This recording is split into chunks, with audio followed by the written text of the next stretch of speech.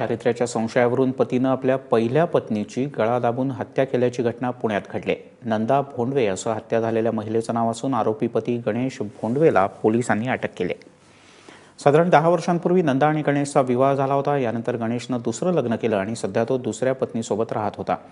नंदाकडे त्याचं येणं जाणं तरीही असायचं। भावाकडे राहणाऱ्या नंदाच्या चारित्र्यावर तो अनेकदा संशय घ्यायचा। यावरूनच दोघांमध्ये वादही झाले।